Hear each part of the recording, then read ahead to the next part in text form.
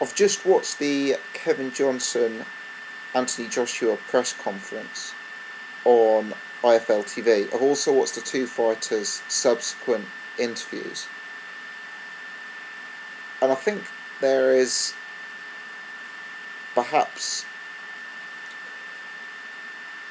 a slight amount of confusion on both fighters' behalf. I'm not sure if confusion is the right word. Let's certainly say talking themselves up. For those who haven't been following Kevin Johnson for a long time, I've watched him take part in similar press conferences before the Fury fight, before the Chisora fight, before being on Prize Fighter, etc. Kevin Johnson, extremely charismatic, funny guy, very loud. I remember him screaming at Tyson Fury that Fury wasn't ready for him, that he was going to take Fury out, that Fury had never faced anyone like him. That night, he didn't come to fight. He stayed in the corner, kept his hands high. His work rate was very, very low. It was a defensive performance. He came to survive that night. I expect Kevin Johnson to do the same. If you haven't seen Kevin Johnson at a press conference before and you watch this today, it would be very, very easy to get the impression that this guy has got a huge amount of heart, a huge amount of desire, and is a genuine threat to Anthony Joshua. I don't view it in that way. Kevin Johnson, extremely tough guy, very durable, excellent chin, never been stopped, superb defensive fighter, good technical ability, good ring positioning. It's a good fight for Joshua. It's a step up. He's been in with much better opponents than any of Joshua's other opposition. He's a better technician. He's got more ring savvy. He's much more durable. I really, really like Kevin Johnson as an opponent for Joshua. I think Johnson's going to take him rounds. I think he's going to ask him different technical questions. I really, really like that. But let's be honest, Kevin Johnson hasn't chalked up a decent win since Alex Leapai. And that was quite a long time ago. And to be honest, it's hard to really consider Leapai a top 25 heavyweight after losses to Malik Scott recently, etc. Kevin Johnson always talks a good game.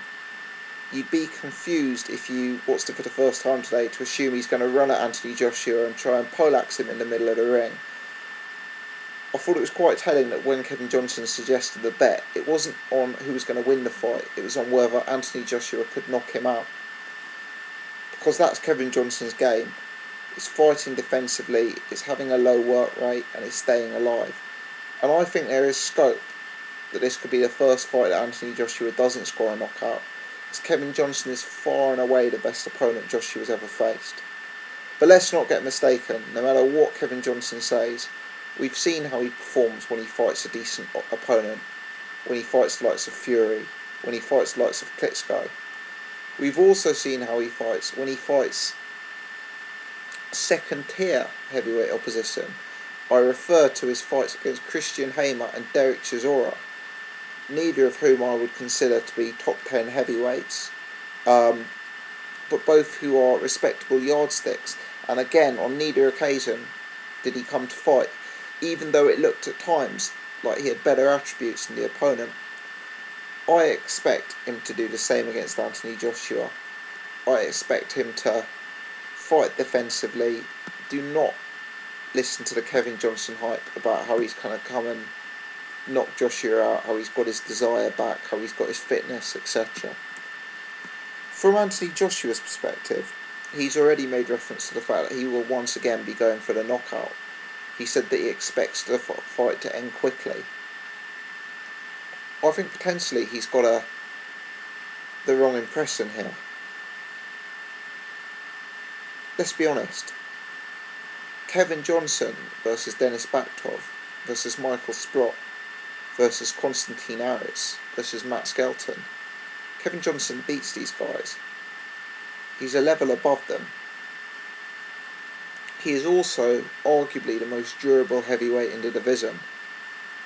For me, Kevin Johnson takes Anthony Joshua rounds.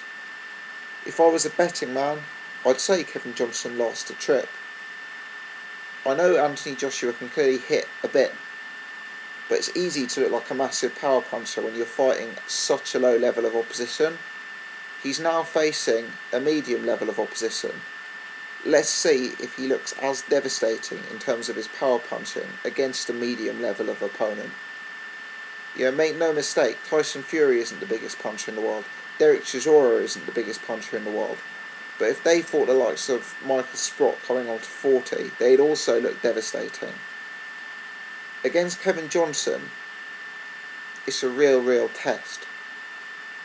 Vitaly Klitschko, Tyson Fury, Christian Hamer, Derek Chisora, none of these guys could stop Kevin Johnson.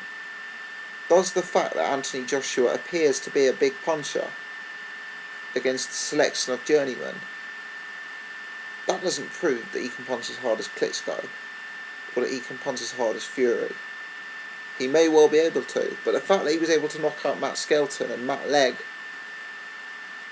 does not, even if it looks visually stunning, does not prove he's that big a puncher. It just proves he's a big puncher for that below English level arena. Let's see. For him to knock out Kevin Johnson would be a really strong piece of form. My inclination would be that this fight would go to points. I think there's a bit of hype on both sides, more so on Kevin Johnson's side. It's an entertaining press conference. Kevin Johnson, very likeable, very charismatic. Let's hope he's telling the truth. Let's hope he isn't safe. Let's hope he has got his desire back. And let's hope this is going to be one heck of a fight. My prediction, it's not going to please the casuals. Let me know your thoughts. Thanks for watching.